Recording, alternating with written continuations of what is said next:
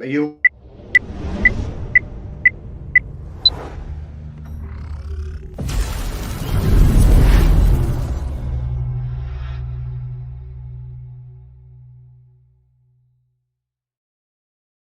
Now it's going live. Yes. Hi. There we go. All right. So hello, everybody. Hopefully you've seen that little intro there as well, the little intro video. So today we're just going to go over some information with regards to the event, which is Checkmate The Matrix Live, which is going to be on the 1st and 2nd of February, 2025. Tell you what I'm going to do. I'm actually going to go on to... I'm looking for TikTok. Go live on there as well. I can remember how to do it. There we go. There. So going live on TikTok, even though I don't know exactly what that works like, but so what? Live It'll on be TikTok. Fine.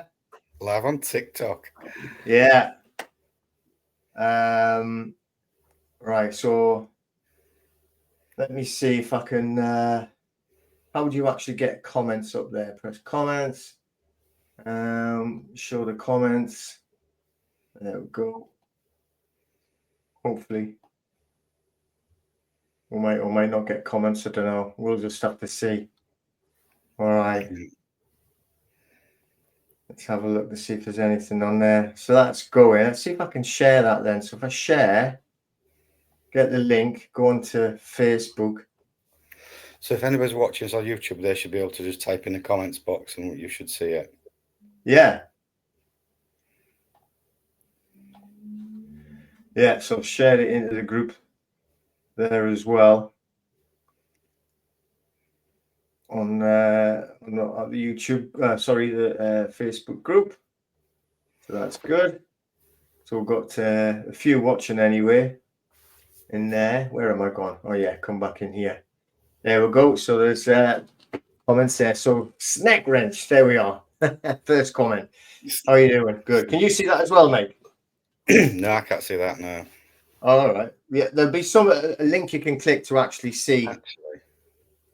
Yes. Know. There you go. Yeah, I just clicked on the comments. So snack wrench. All right. Evening. So anyway, what we're doing is we are just going to go over some details for the event that we've got running, which is going to be on Saturday and Sunday, the 1st and 2nd of February, 2025, which is only a month away.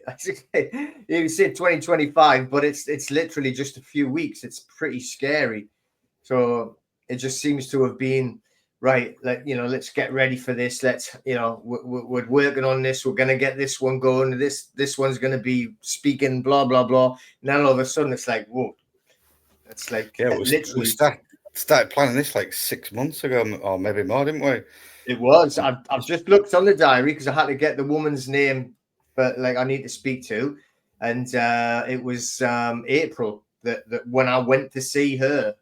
In fact, I think it might have been April when you came up and we checked the venue out together, and I had already been in and booked it the month before that.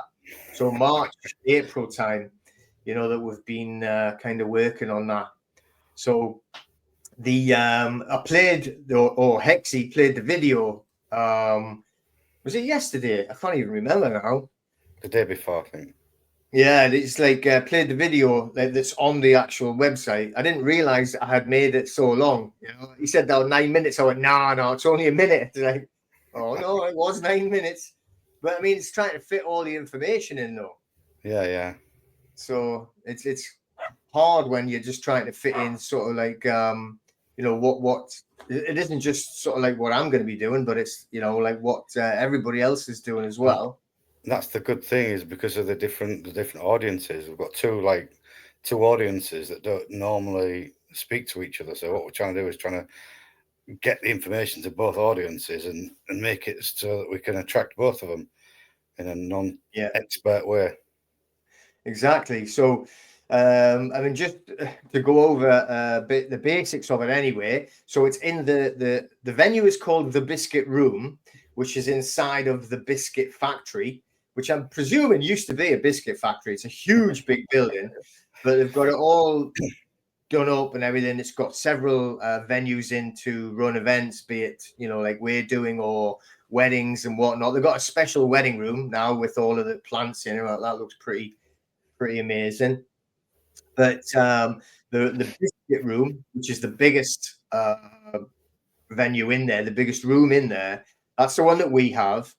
But with that venue, we have our own private bar, but we also have our own smaller breakout room, if you want to call it that, where if you need to, you know, do any Q&As with the speakers to get a little bit more information from what you specifically need or whatever, then that's available. I mean, it's an amazing venue. You've been there, you know what it's like, didn't you? Yeah, it's brilliant, absolutely. Well, obviously, it was an old biscuit factory, and they've converted it into an art gallery, and all the separate production rooms and stuff have become conference rooms and whatever. Obviously, we've got the largest conference room. Yeah. And you know, it's got its own entrance as well, a really spectacular entrance. And then as you go in, you know, we've got the reception area, then you've got like the bar area, the breakout room, and then the big room. And obviously with that, we've got your the ability there to, we've got the screens up, so they'll be seen like on the sides of the stage. You've got a big stage area, you know, so it's going to be a very well laid out event. It's going to be extremely professionally ran, covering the 2 days. So on the first day, on the Saturday at 9 o'clock, we're going to have a guy called Bob Sykes, who is going to be running a Qigong session to get everybody started if they want to do it. You know, and Bob, a good friend of mine, fantastic martial artist. He used to actually own and be the editor of the most successful martial arts magazine in the UK. Obviously now everything's online, it's all different. I think they still do bits online, but that's what he did for a long time, you know. And it was the best magazine, as well as the most successful magazine. Had all the film stars in there all the time, as well as all of the professional fighters and everything like that. But he's going to be up there. He's like, how should I describe him?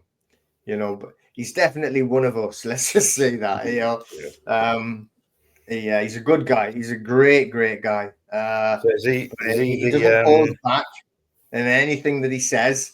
He'd be a great one to talk to. He watches this program and on YouTube. He doesn't have a television, but on YouTube it's like Flat a Day. A program about flat Earth. He's every Saturday evening. He watches that. He's well into that. So you have a great conversation about that. But he's going to be obviously taking part as well anyway, but he's going to be doing them sessions. Is he the compare then? Hey? Is he going to be the compare of the event? No, you're only just doing the actual Qigong sessions. The MC for the event is going to be Eddie Elwood. So Eddie Elwood, hopefully that you might have heard of him, but he is 5 times Mr. Universe, which is more than Arnold Schwarzenegger won.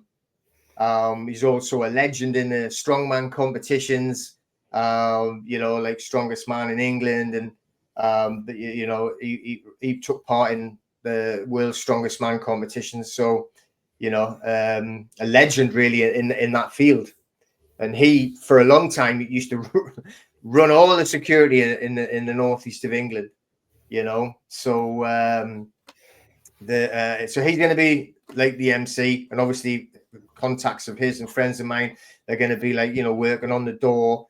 So we'll have our own security on there as well. So after that, then the speakers that we've got, including obviously myself, but you're going to be on there. So now let's take this opportunity just to sort of like, you know, you go, not tell everyone everything, because that's what we want for the event, but tell us basically what it is that you know, you're going to be doing. Yes, so basically I'm going to be covering the crypto side of things myself and Hexy. So I'm going to introduce people to the world of crypto, just give them a brief history of what it is and how it came about and how important it is to our lives. because unfortunately there's a lot of disinformation, misinformation, and the governments are really not liking it because they know the genie's out of the bottle now. They can't stop it. So it's basically introducing people to a new way of using a new financial system that the people are creating. Again, because we know that the financial system as we know it is defunct and it's on its last legs, then we need other options. So a lot of what I do see on a lot of Facebook and stuff is a lot of the truther community, should we say, they don't like the idea of crypto because they think it's government controlled and they're all going to catch us. And I can sort of appreciate and understand where they're coming from, because I used to be of a similar opinion. However, what we've got to do is explain the difference between crypto, is what I'm involved in, and the real crypto universe, and what the government and what all the institutions and what other type of crypto is. For example, CBDCs, which is a central bank digital currency. So the whole world, we all know we're moving into a digital world. And all governments around the world, well, there's 162 central banks around the world at the moment that are actually piloting or in certain different phases of development with their own digital currency. However, we don't want anything to do with a central bank digital currency, because they will have checks and balances and be able to turn it on and off, and it's all part of the Great Reset and digital ID and collecting information. Whereas the real crypto and why it was invented is about self-sovereignty and taking power back away from the government and bringing it to yourselves. So in crypto, you become the bank, and you decide who and when you can spend your money. As you can decide where to spend it, how to spend it, when to spend it, and there's no middlemen. So, like at the moment, everybody in the world has a bank account because they need a middleman to help use their money. Whereas we're getting rid of banks. So you win crypto, you own your own money, you hold your own money. It's up to you how you spend it, and nobody can see or watch you and tell you what you can and can't do. So I'm probably going to go over the fundamentals of why crypto invented and how it came about. And then the same with any digital or technological innovation, there's different levels and phases of development for it. So everybody has heard of Bitcoin. Everybody knows about Bitcoin. Not many people own Bitcoin. There's still only a few 100 million people when there's billions on the planet. However, same as the computers and phones and fax machines, the development and technology improves and gets better.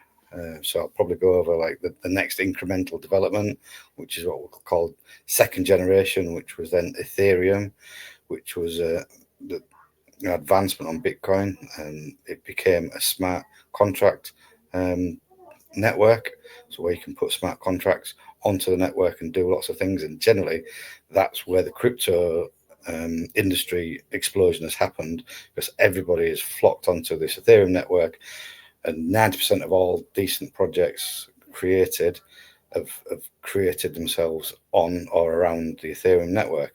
So you have the two main ones are obviously Bitcoin is just a network and it's a coin, whereas Ethereum is a network and it's spawned 1,000 other projects as well. And that's basically a smart contract. And then obviously I'm going to again, because Bitcoin came out in 2009, Ethereum came out in 2015, and now we're in 2024. So again, the industry and the development of all the different people, developers and clever people working on all different aspects of the industry. So we've now moved on. And what I'm going to explain is the next, what I'm going to call third generation, which is Pulse Chain. However, Pulse Chain is a copy. It's called a fork of Ethereum, but we've copied everything from Ethereum. So we've taken all the best bits and copied everything across, and we're expanding and developing all the best things that Ethereum became famous for, should we say.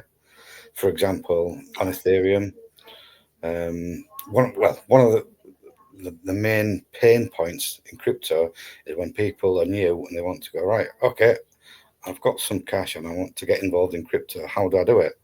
So then you have to, for people to get involved in crypto, they've got to take their fiat money and then go to an exchange. Same as you go to a foreign exchange in an airport. You go into Turkey, you want some Turkish lira, so you hand over your English money and get your Turkish money. Same thing in crypto. You have to go to a crypto exchange, hand over your English money, and you get some crypto money back. So I'll go into what the difference between an exchange and a wallet is. So when you create a wallet, that's your bank, and you'll be forever responsible for that. And with great power comes great responsibility. So you have to be extremely responsible for creating. You have to have these seed words when you create a wallet, but you're responsible. And because crypto, it's called crypto because it's all cryptographically secured. So if there's a problem and you lose your seed words, or there's no company you can ring, there's no policeman you can tell, there's no customer service, it's you responsible for your money. So you have to take it extremely serious. So then again,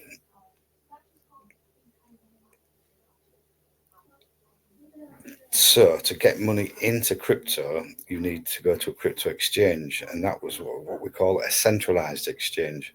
And one of the innovations by Hayden Adams on Ethereum, he created what's called a decentralized exchange, where you don't, on a centralized exchange, you've got to obviously create an account with them, and then because they're attached to the banking system and the monetary system, then they collect all information. So they want your driver's license or your passport, you want to take a picture.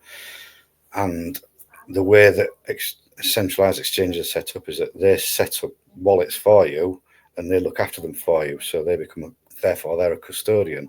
So they're a middleman. And crypto was invented to get rid of middlemen. And custodians is you're the custodian. You don't want other people looking after your money. That's what banks do. We don't want banks. So that was what we wanted to get rid of. So Hayden Adams created this amazing concept of a decentralized exchange called Uniswap. And it means that once you're into the crypto universe, there's thousands of different coins that you can buy and swap and change. And you don't need to ask anyone or give anyone any details. It's just a clever way of pooling resources and liquidity and money into a smart contract, and then you just use the decentralized exchange once you're in crypto. So there are a couple of issues that have been at play, that have been plaguing the industry as such, and one of the issues that plagues Ethereum is high transaction costs. So every time you do a transaction on the network, there's what's called a gas fee, which is basically a fee that you have to pay every time you do a transaction.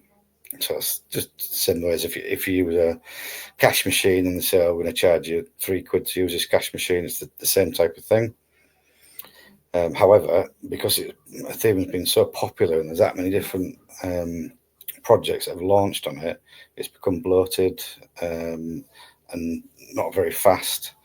And like I say, the fees are just getting absolutely ridiculous. So back in 2019, along came a guy called Richard Hart, and he created a coin, a token, the same way that there's thousands of tokens created every day from lots of different people and different organizations, businesses. Lots of them are scams, lots of them are just Ponzi. So there's a million different names and words for crypto. And if you don't know what you're doing in crypto, it can be a bit of a cesspool. And because big money, institutional money now has come into Bitcoin and the crypto space, new projects and new ideas or innovative ideas have been funded by venture capitalists. And that was the model that we used to use in the old traditional financial system. And we don't want that, because we can create our own way of doing things, and we create our own. However, but it's the same with anything successful. Traditional finance and the money men are trying to get the their oars in and the tentacles in, and they have influenced and got into the crypto space. So it's not perfect. Whereas we have some great people like Richard Hart and some other great thought leaders that want to stick to the core principles of what crypto was invented for. So crypto was invented to get rid of banks. It was to give you self-sovereign over your own money and not have to ask or be beholden to anybody else. And it's a new way of financially transacting with anybody around the world. So he created a new token project called Hex. Now there was lots of bad publicity, should we say, or negative publicity regarding this, because the thing about crypto is it's extremely tribal. So everybody has their own ideas of what crypto is and what's the best coin and what's this and that. And so it starts off with Bitcoin, and everybody else who've got involved in Bitcoin, the hardcore users, we call them Bitcoin maximalists, so they're Bitcoin maxis. And then if you go and invest in anything else or try and use anything else, basically they say, oh, it's a scam, they're going to rip you off. However, there is lots of scams, and people do start lots of projects and run away with your money and rug pull you and all kinds of stuff. So you've got to understand the industry, and you've got to know what you're looking for. And the good thing about Hex is it's created an incredibly strong and large, one of the largest and most strongest community in crypto, really. However, again, the crypto industry has things like crypto influencers, as crypto magazines, crypto information, and those information sources and people that get paid, because obviously when money's involved, and the banksters and the evil people get involved, they try and stop things and make things happen to the way they want it. They don't want successful people. So what happened with Hex and Richard Hart was he was slandered from every corner of the crypto industry. However, people who know about crypto understood the concept of what he was talking about, and we created a massive and really intelligent community of people who are really clever in crypto, and lots of other full of really good developers and really clever people. So the Hex community created. And the thing is as well, though, right, is that in that community that you're talking about, I mean, I know a few of them now just through yourself. I mean, there is a lot of people, right, genuinely, that have made a lot of wealth through being in that system, you know. Absolutely. And that's the thing. So, if you want, I want to put this up because I think it's quite funny. You hear this quite a lot, right? It's like, when the power grid goes down at some point, because that's the WEF's plan. I tell you what, I don't know the WEF's plan, so I'm pretty sure that nobody else knows the WEF's plan. But I'm also quite sure that the least problem you'll have, or anyone will have in the entire world, if they shut down the whole world electricity supply, you're going to worry about where's your crypto? I'm going to be worrying about who's coming into my house to steal all my food and kill me, right? So if that happens, you've got bigger problems in crypto. But they cannot shut off the entire electric system. That's just, everybody always comes up with this kind of argument. This is one thing that Richard did, and Richard spent many hours on the internet educating people, and he sat he used to do like 8-hour streams just answering questions from people and educating people on what crypto is and and he calls these the parade of imaginary horribles. And you can come up with everything you could possibly think of. And that, again, I get that quite a lot. It's like, oh, what if the power goes down? It's like you say, if the only way, the problem you've got with crypto is that it's negatively viewed by the elites because they're trying to stop it, but they can't stop it because it's unstoppable. And in the talk that I will go into a little bit more detail regarding the technological impact of it and how it is unstoppable. The genie's out, basically the genie's out of the bottle, and you can't put it back in now. So we have crypto, we're going to live with crypto, and it's going to be with us forevermore. However, like I say, if the power grid, the only way you can stop crypto is if humans stop using electricity. Like you say, if that happens, we've got bigger problems to worry about than where's your crypto? You're worrying about where your next meal's coming from and how to get warm. So yeah. Yeah, exactly. So obviously, you're going to be doing like a talk to help people get started on crypto as well, because everybody's terrified of like, oh well, how do I get started? So I mean, you're going to actually give them an introduction on where to actually get started and how to, jump in if you are just getting going from the very get-go, from the very beginning, aren't you? Yeah. Again, that's like it's really, really quite simple. When you talk about crypto, it can be incredibly complex and off-putting. Any industry, if you're learning about a new industry that you don't know anything about, if I went into, I don't know, the nuclear industry, I don't know about nuclear power, but if it was a new, I don't know about it, so I'd be confused and scared. And so, but the good thing about crypto is we have lots of tools that make it incredibly easy. So during the talk, and I will show you, there's three main things that you need to do. Basically, open an account with an exchange, download a wallet, and they're the two basic things. And then three is move money from your bank to the exchange to buy some crypto. And it is really simple. It's like people overcomplicate it in their head for some reasons because it's scary and they think it's scary. It's not. Everybody has a bank app, or most people have a bank app on the phone. Most people go on the internet to buy stuff, and it's no different to just go in on the internet, put in your card details on a website to buy a dress or a pair of shoes or whatever. And I will show you the very same things. It's just so simple. So you only have to do, like I say, open an account, which is same.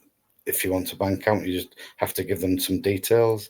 We open accounts online for everything, and every website has all our information anyway. So it's really simple. You open an account, you download a wallet.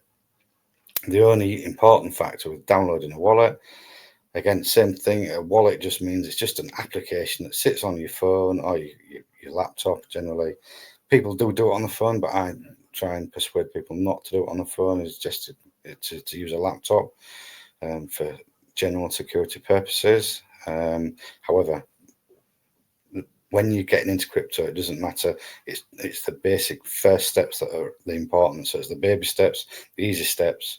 Take those, and then once you're in and you're practicing and using it, then everything becomes the same with anything that you learn. The more you use it, the more you become familiar with it and accustomed to it. So it's not scary, and it's like I say, we all use our bank account every day, so it's no different to using your bank account every day. Yeah, exactly that. So hang on, I'll switch this back around again. Killing me holding that up there. Yeah, good exercise as well. I'll show this comment as well because this has got an interesting side to it. He's saying Elon Musk is talking about, I presume there is looking at funding a particular coin at the moment. I don't know, but what I will say is, right, because you were just talking about Richard Hex. Obviously, Richard Hex is like the founder and the main guy in the actual all to do with PulseX and all of the new exchanges that are up there, the ones that you're talking about, and also the ones that Hexy will be talking about, or at least be linked to that. But yeah, so I'll just sort of go over. So I'm going to be talking about Pulse Chain. So first generation is Bitcoin, second generation with Ethereum, third generation is what I'm going to talk about, which is Pulse Chain, which is a new chain, and we've taken all the best bits from Ethereum and solve the problem of it costing hundreds of pounds to do transactions and being slow, where our chain only costs pennies and it's super fast and we have all the best bits. However, I do know that Richard Hart is sort of friends and likes Elon. Elon has talked about it before launching a coin. He at the last bull run, he kept pumping a certain coin called Doge. It was a little bit naughty because he shouldn't. He knows he holds the power of a certain amount of power with his Twitter, and just like he'd do one tweet on Twitter, and it would send the price of Doge ridiculous. However, with Twitter, one of the reasons why he bought Twitter is he will be looking at crypto, and he will be looking at adding crypto to his platform. We don't know how or when or what he was doing, but there's no doubt about it. He will be looking at it. And he was one of the first people to invent PayPal anyway. So he's very tightly committed in the payments community, should we say. But the good thing, though, really, if you link it together, that he's now part of the Trump administration, right? Trump, love him, hate him. I got no opinions, but I'm just looking at the business side of it and what's going to come up, right? So you've got, what do you call it? I've got the names written down. Where did I put it? The whole administration, basically, of what Trump's created for himself is pro-crypto. And you could see them probably like just going mad on crypto themselves, right? So what was it that they actually gave the Elon Musk? He runs now the Department of Government Efficiency. That's what Elon Musk's title is. So he's now the head of the coin that he was pushing last year called Dogecoin. Right. And Dogecoin is just basically it's what we call a meme coin. It's just a picture of a dog. So it's got the guy that actually invented Dogecoin was a guy called Jackson Palmer, and he invented it and ran with it as a joke to prove, because basically Dogecoin is just a copy of Bitcoin, but it has it's the utility. If you understand crypto, it's an absolute joke. It inflates to a ridiculous amount. It's got no utility. You can't do anything with it. Nobody runs nodes, and it was a joke. But Jackson Palmer actually left the community and went, right, yeah, I've had enough of it. But the community took it and run with it, and it's become so successful. It's like one of the biggest cryptos in the crypto space. Again, Elon, that's due to Elon pumping it last year. Mm-hmm. So just go back to that snack wrench regarding that again. This is one of the reasons why myself and Pete are running this event. Is I'm thinking people are running out of time now, because banks are going to make it harder, and at some point they will turn the rails off, and they'll stop you getting involved, because it will be this next bull run, which is going to happen over the next 6 to 12 months. It's going to become so successful and make so many more millionaires and create this alternative financial community that they will have to stop the same way as what we call capital controls, when they're trying to stop people from taking money out of a country, to stop the brain drain and everyone taking the money out of a country that's collapsing. They have to put capital controls in. So that's what the banks will do with crypto. They've made it a little bit hard for the last couple of years, but you can get around it. It's not a big deal, but at some point it is. There was an actual scheme that the US government were running. It was called Operation Choke Point, and it was to stop people banking to do with guns, drugs, crypto, and they were physically and purposefully shutting people down and stopping people trading. However, I see that being relaxed a lot now, because of the Trump administration. He is pro Bitcoin, he's pro crypto. His team obviously have just bought some more Ethereum. They've just invested in another coin called Aave. But you've got like RFK. He's also part of the administration, and he brags there like the majority of his wealth is actually in crypto. I think maybe even in Bitcoin, but definitely in crypto. And then you've got like the vice president, that JD Vance. Vance is a big crypto guy. Yeah, he's got over 500,000. He reckons like be dollars, I presume, like in crypto as well. So everything that's going in, I mean, people tell me it's got nothing to do with us. It's like, the US, it runs the world, right? Yeah. So, what they're going in. And the good thing, you were talking about Richard Hart before, and obviously the SEC did not like him whatsoever, and they were attacking him all the time. But now the head of the SEC has gone and been replaced.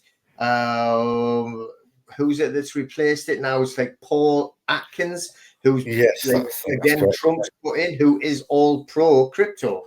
You know. But the guy that was running the Securities and Exchange Commission previously, Gary Gensler, he was a crypto guy. He used to be a tutor, a lecturer at Harvard, lecturing on crypto. But he went out of his way in his tenure to try and destroy everybody and anything to do with crypto. He tried to destroy it. So every company and every person that was successful in crypto, he took them to court, and there's still ongoing litigation between lots of people and the SEC. So hopefully when the new guy comes in, including Richard Hart, but it'll all just get thrown away and dismissed, hopefully. Yeah. So like I said, that like it's got nothing to do with like who's who, like, and don't care if you like him or not. But Trump's bringing in a massive, because they know that we're going to be going to a digital world, right? So, and these people all want to make even more wealth for themselves as well. So you've got he's got what they call like a crypto czar coming in. That's like David Sachs, who's going to be basically getting the whole the United States. Look, let's get involved in crypto somewhere. It's just 2025 is going to be a massively scary time. Massively, and also Donald Trump said he was going to create a Bitcoin strategic reserve. However, that is the pinnacle. That is just going to send the price absolutely insane, because what you got to understand, what all the idiots around the world is like, if America does it, every other country in the world is going to do it, and it'll be the race to see who's nobody will want to become last to buy a Bitcoin. So everybody will be racing, and it will push the price so high. However, and then we have what's like a trickle down effect, which goes into all the other coins. So this next bull run in the next 12 months is going to be absolutely incredible.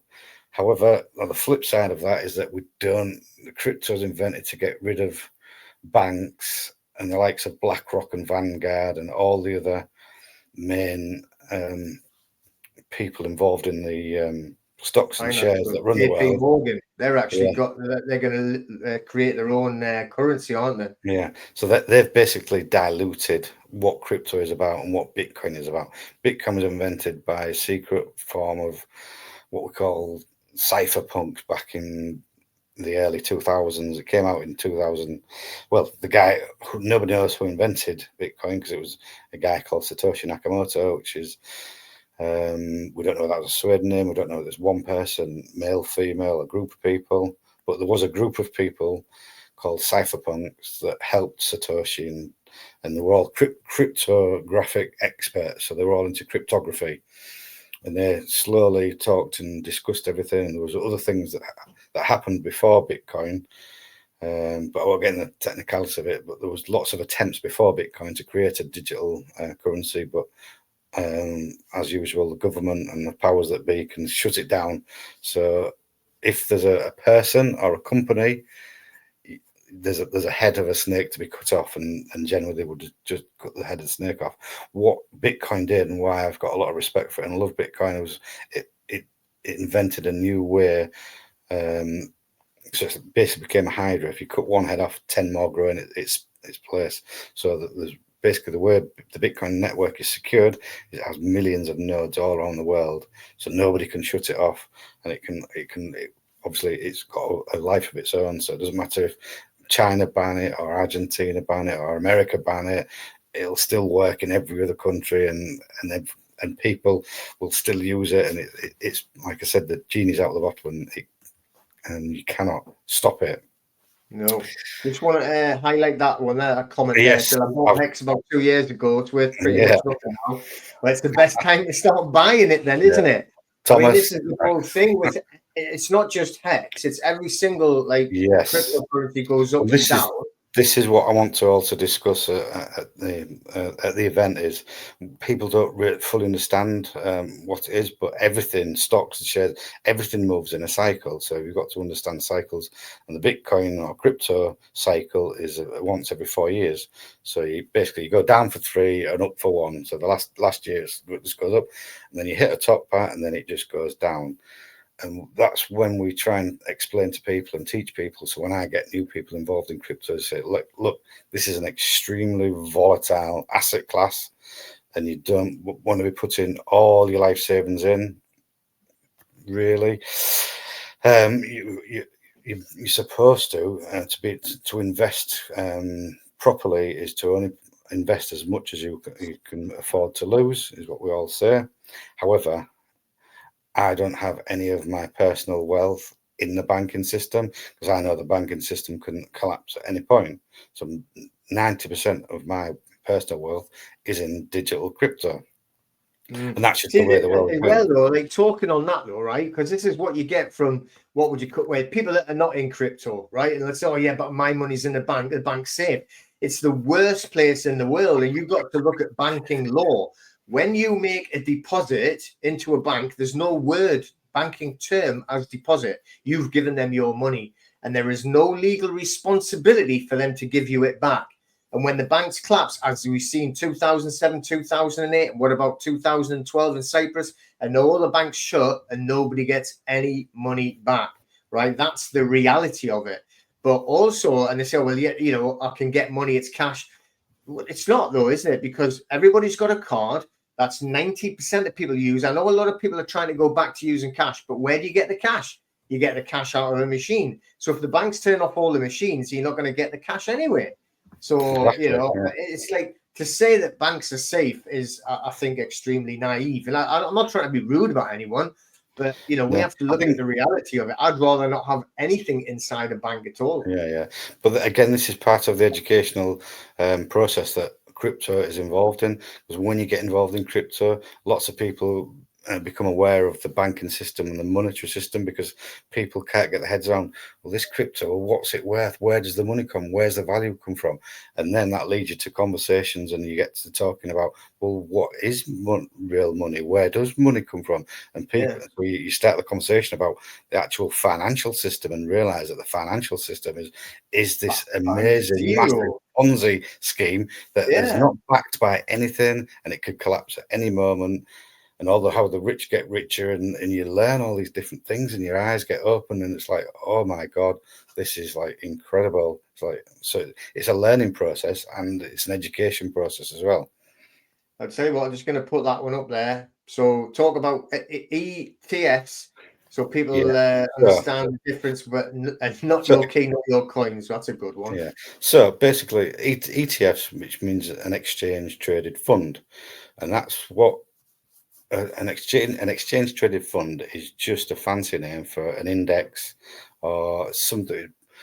The difference is you're talking about traditional finance. So in the traditional finance, again, this is why crypto is so important and so important to the average person, because the financial system has got all these amazing stocks, shares, bonds, futures, options, ETFs, but they're generally only used by people with money and institutions, and the financial system and the ways of making money has been encapsulated by lots of rich people and banks, and the average person on the street has not been well, you can't, unless you an accredited investor, you can't play in their system. You can't buy stocks and shares. I remember back in the day when I tried to open a trading account to buy stocks and shares, they wouldn't let me open it because I didn't have enough money. So I wasn't rich enough to play in their game. And this is what crypto is. It's democratization of money where everybody can get involved. I saw somebody mention it somewhere. They just invested £5, and everybody can then just invest 5 or 10 quid, but you cannot. When 10, 20 years ago, you couldn't go to the stock market and go, right, I want to buy £5 worth of BP shares. Yeah. So, But you can do that in crypto. You can buy £5 worth of Pulse Chain, or 10 quid's worth of Ethereum, or 20 quid's worth of Bitcoin. You can buy whatever you want, whenever you want, and there's nobody telling you cannot get. Well, apart from the bank getting your money into crypto, that's the person telling you cannot, can't. So an ETF is an exchange traded fund. And again, Bitcoin is the most successful, biggest exchange traded fund ever invented. So ETFs have been running in the traditional finance system for many years. The most successful ETF before the Bitcoin was the gold ETF. So we've just launched the Bitcoin ETF last year. Was it early this year? I can't remember now. And it's surpassed everything. It's just blasted. It's the most successful exchange traded fund ever invented. And that's because everybody was going to their brokers and saying, get me some Bitcoin. However, caveat is that Bitcoin is now, the way they've created the ETF is that they have to, it's called a spot ETF. So that means they have to buy. So if an exchange traded fund has £100 million worth of Bitcoin on the ETF, it has to go onto the market and buy £100 million worth of Bitcoin to back that ETF.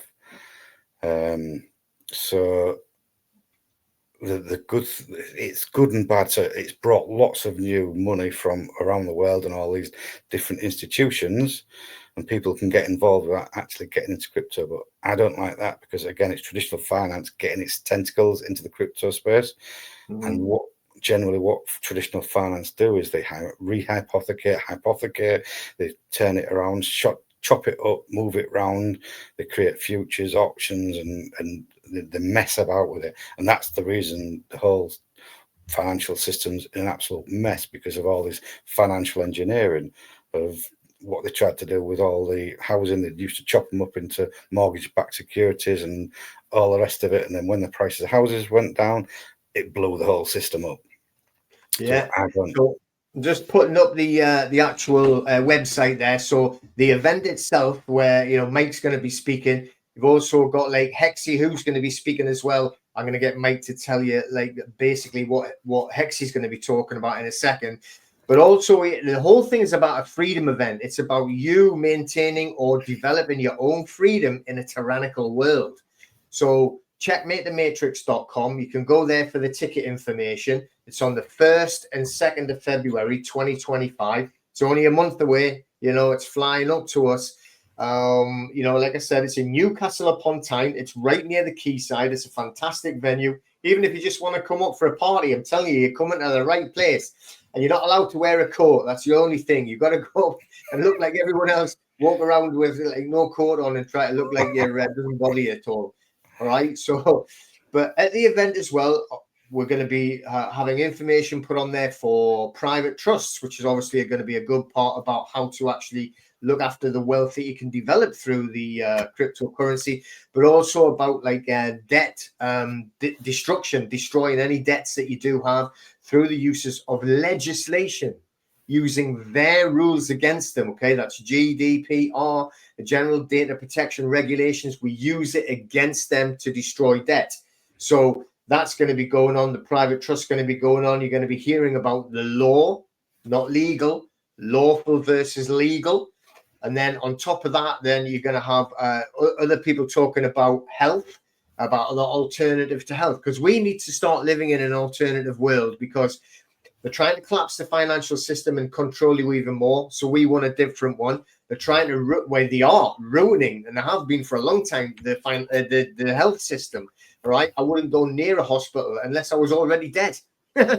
Right, so we need to have alternative health. So we're going to have people like Mark Atwood. He's going to be going up there, and he's going to be talking about alternative health. He runs alternative health centers, and he runs franchises where you can get involved to supply the alternative health to others. Then on top of that, we have a woman called Michelle Grogan. I think she's from not Newcastle, but Gateshead, just on the other side of the river. So you can just walk straight over the bridge to get into her health centre. And they run alternative health, a spa, if you want to call it. They have salt spas. You can literally sit in a room of salt. Then they have high oxygen chambers, right? And you get into the oxygen. Was it hyperbaric acid? Yeah. couldn't get the word, but they got the oxygen chambers something there, you know. I think she's actually going to bring one of the portable oxygen chambers so people can have a go when they're actually at the event. I'm sure last time I spoke to her, I'll have to get a hold of her again. But, you know, so this is the whole thing is about freedom. And is it about us taking responsibility for our lives, not asking someone else to make decisions for you? Like, oh, please, Mr. Government, what am I allowed to do? To hell with that, right? So you are literally going to be learning how to take account of your own affairs, how to look after your own affairs. That's what being a man and woman is. So that's what the actual living under the creator is all about. So a huge part of that is taking control of your finances, which is why Mike is going to be there giving these talks about what the background of it is, what the future of it is, and also how you can easily get involved and not be so like panicky. But there it is, checkmatethematrix.com. That's where you need to go. That's where you need to actually start checking it out. So can you just like go over and just give us a couple of minutes there on what like Hexy is going to be actually talking about as well on his presentation? Yeah, so I'll probably talk about the main, the new network, which is called Pulse Chain. And on Pulse Chain, we have a decentralized exchange called Pulse X, which is a copy of Uniswap. But again, Hexy has created his own decentralized exchange, and it's called 9inch, and it's got some really updated features and better than Pulse X. And again, advanced features for making money. So once you're in crypto, you can just buy crypto and hold it, which is generally what we tell people to do. So you buy something, it's an investment, and hold it. So Thomas, hold on, because that your money that you invested in Hex will go back up again. But with crypto, every 4 years you're going to get a 90% drawdown. And I'm going to be talking about something that's going to try and combat that, something that Richard's doing in the background, which is going to take the whole crypto industry by storm. It's going to leave everybody speechless. Because he's creating his own stable coin. So I know somebody mentioned something out there about the stable coin. Yeah. So again, there's going to be one of the main, the holy grail of crypto was a crypto-backed stable coin, because although Bitcoin is the biggest and most traded crypto there is, and the market cap's about, I don't know now, nearly just over $1 trillion. One of the biggest and most valuable coins that's been traded in crypto is something called Tether, and it's a stable coin. And that's what people use to move about, because it's a stable coin. So when people invest in crypto, all these other millions of other projects and coins, people see the value go up, and that's when all millionaires are created. But then also the value comes back down again, which causes lots of people to say it's scammy, you've nicked all my money. And so you've got that analogy of lots of millionaires and lots of people losing their money. But when you invest in a stable coin, that's tied to the value of a dollar or a stable currency. With USDC, that's is tied to the value of $1. So one tether is worth $1. But the thing about stablecoin, which is good, is the value doesn't go up, but the value doesn't go down. So it's stable. That's why it's got it name. That's why it's called stable. However, again, we're getting into and touching the banking system and traditional finance. We don't like that, because Tether.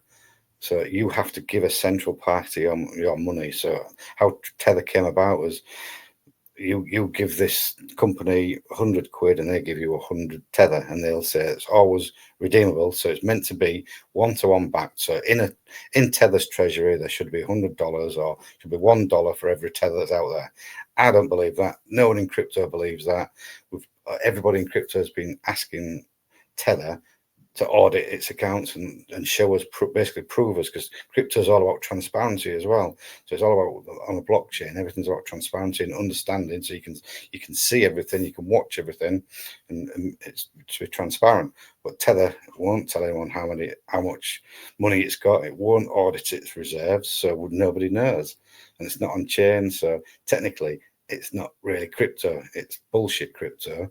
However, it serves a purpose to move money about, and it's used a lot in the Far East, the Middle East, and that side of the world, whereas USDC is more westernized, and that's used in the western side of the world.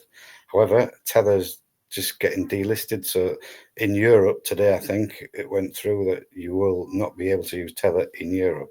So again, that's the someone's big just said that on TikTok there, on TikTok Live. Someone just said Tether's been removed in Europe from the 1st of January. So like not tomorrow, the day after. Yeah, that's about right. So that's your banking cartels, that's your elites that are saying, hey, look, this is our playground, get out. So they're kicking Tether out of their playground because they own USDC. So that's the same thing. It's a stable coin. However, because of that, and because it's technically the banking system getting involved in crypto, so the holy grail was to create what's called a stable coin. And there was a great project on Ethereum called MakerDAO, and it started to create its own stable coin that was backed by crypto assets. And if you held Ethereum, you could put some money into like a vault, all smart contracts on chain, and then you could print a stable coin which is called DAI. And it worked generally quite well, but then they started accepting other collateral, which is like Tether and USDC. And as Tether and USDC is a stable coin, a central party or somebody has a switch that they can press and turn it off at any point. So again, that defeats the object of what crypto is. Crypto is immutable, it's unstoppable, and it's not run by a third party that can just turn it off. So these are the things that you learn about when you get into crypto, and when you talk to the hexicans and the politicans and all Richard Hart people, you learn what crypto is, and you learn about decentralization. So Hexy will be talking about his decentralized exchange. So you don't just have to use one exchange. There's lots of these different exchanges that can pop up, and as Pulse Chain's a new chain, there is other DEXs. We call them DEXs. It's DEX, which is a decentralized exchange, whereas your likes of Kraken and all the other centralized exchange, like your Coinbases and stuff like that, they're centralized and they're a middleman. And again, this is why crypto is a pain point, but crypto invented to get rid of middlemen. And so you be sovereign and you do everything. It's all about you and your decisions. So Hexy will be talking about decentralized finance and going through some other ideas of how you can make more money on his decentralized exchange. But once you've got crypto, you can start to make it work for you as well. So you don't just hold it and just say, there's lots of different strategies, ideas and tools to help you build your wealth and protect your wealth. So Pete's going to be talking about private trust. So that's a tool to protect your wealth. Again, so Hexy will be talking about another tool, which is a decentralized exchange where you can build your wealth. And again, going back to Thomas Moran, again, he bought Hex. He bought it and he watched the value go down, but did he stake it long term? The value has gone down now, but there's tools and ways to get over the volatility of the price going up and down. If you spread your investment out over 10 years, like some people treat the crypto industry as like one big like gambling casino. It's like, I want to make some money, and they go in, they make some money, and they take the money out. Well, again, that's not the idea of crypto. The idea of crypto is to stay in crypto and not use the banking system. It's Checkmate The Matrix. It's like, we've created our own financial system. Don't take it out and change the fiat, because that defeats the whole object of it. But again, in the talk, I think I've done it with your guys as well before, Pete. So in the talk, I'm going to show ways of using where you can use your crypto and how you can use your crypto, and also using Visa debit cards with crypto. Mm-hmm. Yeah, I mean, one of the things that I did, and what people have got to, I mean, no way am I any expert at all. That's why I've got the likes of Mike and Hexy coming to explain things. I'm just there to learn, just the same as everyone else, by the way, But one of the things we did this year was working on something called Titan X, and when we made those like mining investments, we'll call them, they said you can buy a miner and you can set it up for a certain period of time. You know, on a few of them, the first few, I was actually it showed me that I had increased the value of them.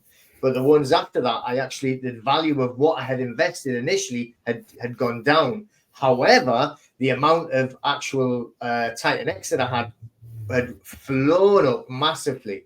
So the difference is now that I have literally billions, and I mean billions, of these Titan X. So the good thing with that, though, is like, you know, as all of the Bitcoin starts flying through the roof, and you know the crypto industry starts following it, these other coins will start going up. The ones that I have billions of don't have to go up the same sort of percentages, you know, like to actually make huge gains and sizable wealth. So you don't mind it going down in value as you're actually doing it. It's the same in anything. You know, I'll tell you, you know, if you look at bricks and mortar, everybody says, oh, bricks and mortar, it's always solid, it's always reliable. 2007, 2008, sneaking into 2009, you've seen millions, and I mean millions of people right across the world all lose their homes, including me, right? Lost my home, I had a business, like a portfolio of apartments throughout the UK and the United States, and I lost it all, right? In a week, gone, boom. Right, so not a very good, solid, safe. It's very volatile, actually, and this is going to happen again. They've got this bubble going around the housing market there, and it's going to pop. You know, I think, well, you know, again, not an expert or anything, but towards the end of 25, maybe going into 2026, and there's going to be a housing price crash, and it will fly down like that, and a lot of people are going to get wrecked. So you're not going to have to be in, you know, crypto to lose loads of money. You know, people think that, you know, the value of the house has gone up, but it hasn't. It's just inflation. So you're still losing, you know. Now, what I will say, I just want to quickly go over a couple of, where's my little scrints and going onto there.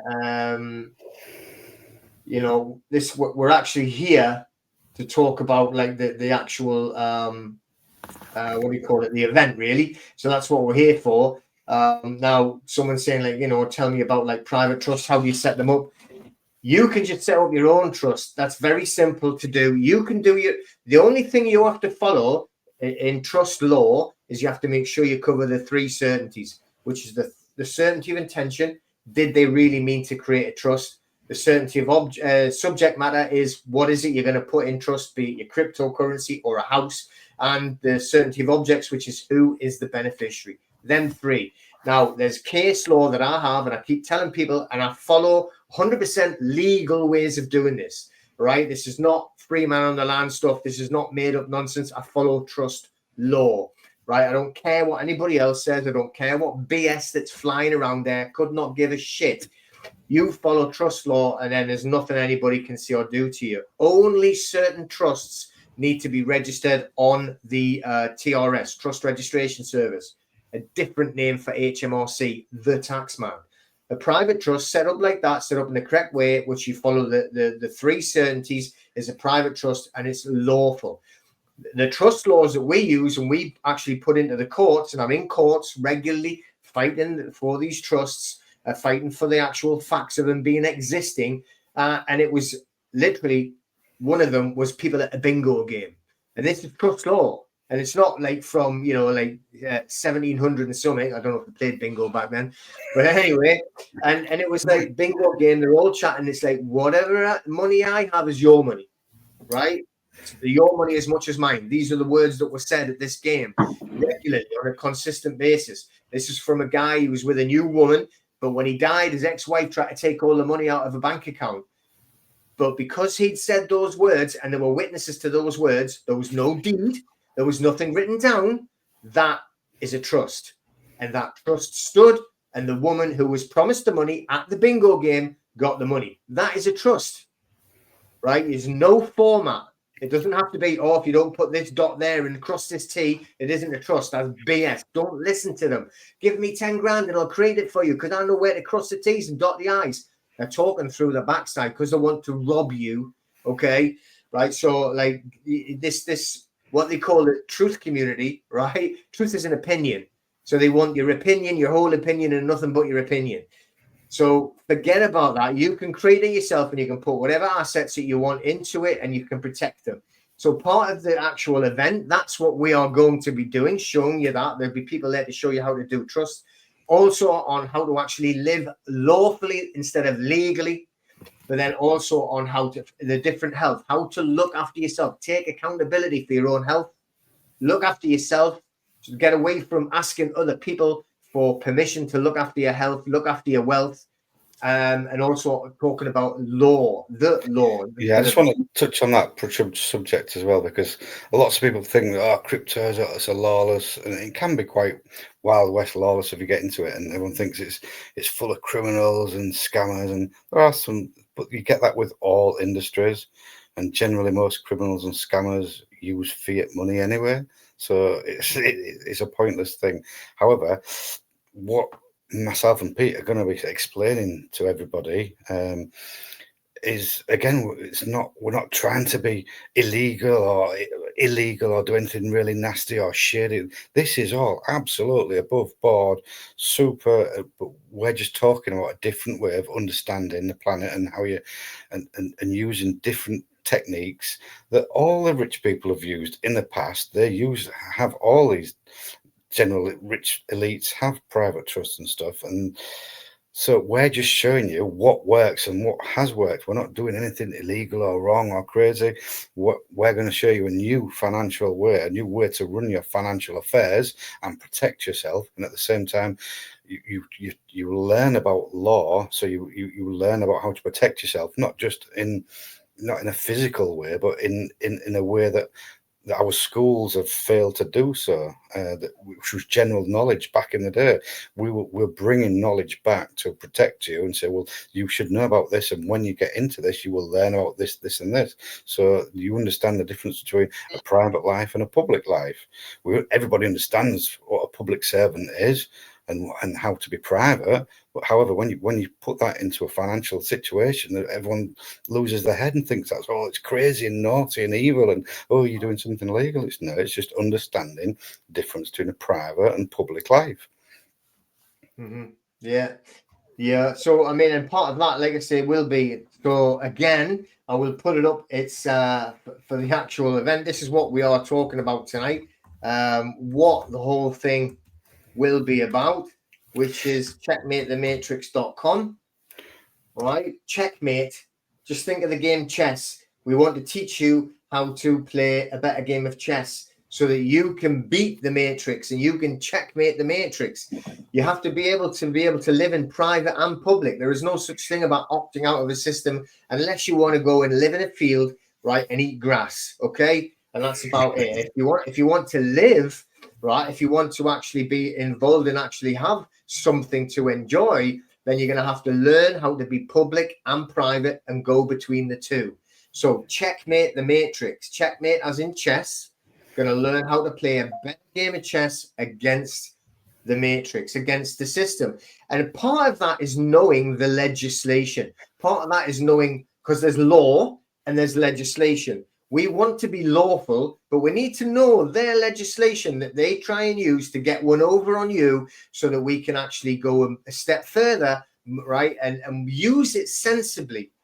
So rather than, I see these people, so like, and I'm not arguing with anybody. I'm not trying to say anybody's got a better system, but why go and butt heads all the time when we can try and move around them and try and play a better game than them?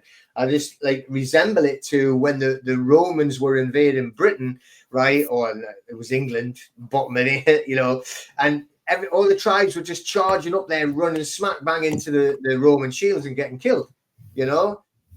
When you get up to Scotland, they couldn't do that. Why did they build that great big wall? I actually live north of the wall, by the way, so I'm keeping them out, right? But the wall was there to stop. They say to stop the Scottish coming down, but they wouldn't, or the Picts, as it would have been called at the time. But they wouldn't fight them like that. They were sneaking in behind them and killing them from behind and beating them all the time. That's why the Romans could never conquer Scotland, because we're tougher up here, you see.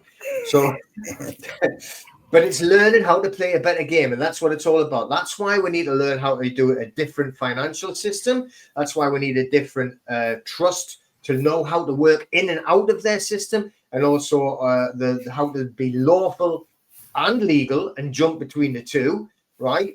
And then also how to actually look after your own health as well. It's all about alternative. I mean, if anybody wants to compare it to something, what we're attempting to do is to be not a copy, but definitely similar to like that Anacapulco, like Anarchy in Mexico. Really, I mean, not definitely not copying it, right? We don't never even know what they did, but we know their essence. We know what they want, and that's what we want to try and bring to the UK. And this is not going to be a one-off event. This is going to be. I want it to be at least an annual event moving forward, so that we can really develop people to help them. This is what it's all about, you know. People forget people who love freedom and don't want to be told what they can and can't do. So I just want to go back to one of JF's comment regarding the do not use centralized exchanges. I tend to agree with you, but for new people, that's unfair, because new people, their only way to get into crypto, you have to use a centralized exchange. So that's the only on-ramp at the moment. However, I'm going to be talking about Pulse Chain, and Pulse Chain likes to, we live at the edge and we're creating new ways. So there is a new sort of centralized exchange that Pulse Chain that you can use to get onto Pulse Chain, and it's called 0x Coast. And again, with the talk, I'll go through that. And it's not your typical centralized exchange. It's basically you have an account with Oxcoast, and it's basically a trust account, because they run it with a trust bank account. So you can always get money in, so you don't have to use the centralized exchange. You can basically you have your own trust account with Oxcoast, and that's a new way of getting people onboarded and using Pulse Chain, because centralized exchanges are a pain in the ass that everybody hates in crypto, but they're a necessary evil, unfortunately, for new people. I don't need to use them, but to get new people involved in crypto, you need them. However, Pulse Chain is blazing a new trail, and there's loads of other things that I'm going to show you and talk about at this event that's going to blow your mind. So I don't want to tell you all the secrets, because you've got to buy a ticket and come to the event so that you learn all this fantastic information. I mean, if you use like the centralized exchange to get involved, once you've got yourself involved, then you can get off and get onto a decentralized exchange, can't you? Like what you're going to show them. Yeah. There's another one comment from JF. Explain Monero XMR. Again, that's what we call a privacy coin. It's his own separate network. Again, that's a fork of Bitcoin. So we don't have to use it. I like XMR. I like Monero. It's the best privacy coin out there. I won't get into all the technicals, because they use ring signatures and stuff. So it is a real good and excellent privacy coin. But you need to understand crypto before you go down those other avenues to understand what Monero is and stuff. So I will totally agree, Monero is brilliant and you could use that. But let's get the basics first, understand the crypto universe. Then you can go on to use privacy coins. And there's lots of other privacy coins, and there's lots of separate privacy coins on Pulse Chain again. And we've also got Tornado Cash that was banned by the US government on Ethereum. It's now been unbanned by the Trump administration. But we also got a copy on Pulse Chain called ZKZX. So there's lots of different avenues, but I don't want to go too into individual coins, because again, Pulse Chain is a whole network, and there's thousands of new coins and projects on Pulse Chain, which I will explain and go into a little bit when we're there. But yes, just as an Monero is a privacy coin, so it's extremely private, and it's not like Bitcoin. Yeah, cool. All right. Well, I tell you what, we're going to leave it there. I don't want to be going on too long, but make sure that you check that out on checkmatethematrix.com. Go along there, check the website out. The videos on there as well. You can just put your name and email in there, and then you'll get more information about it as well. So it's on Saturday and Sunday, the 1st and 2nd of February, 2025. It's only a month away now. We'll do another one because you're going away like on holiday for a bit, going in to chase some sunshine. Yes. But we'll do another live when you get back sometime, eh? Absolutely, Just definitely. keep updating all that as we get closer and closer to the event. But we'll leave it there, everybody. Thank you very much for coming along. We've had a good audience all along. Thank you for the great comments as well as some great questions. And keep an eye out as well. If you actually go and go to that checkmatethematrix.com, just put your name and your email in. And what we'll do is we'll actually be emailing out as well the next time we're going live. And so that people can get to know what's going on and get more chats as well. So we'll be covering more. I mean, we're not like Mike's not going to go and give away his whole presentation because that's what it's for. It will be recorded. We're investigating the streaming side, but I'm not that clever yet. I think we might be able to do it. We don't know, but we're definitely going to be recorded. So there will be a recording available after the event if you can't get along. Coming up to the beautiful Newcastle upon Tyne. Leave your coats at home. You've got to look tough, and hopefully we'll if not see you at the event, you'll get the recording anyway. But we'll leave it there for now. Thank you very much. Take care of yourselves, and we'll chat again soon. Okay. Thank you.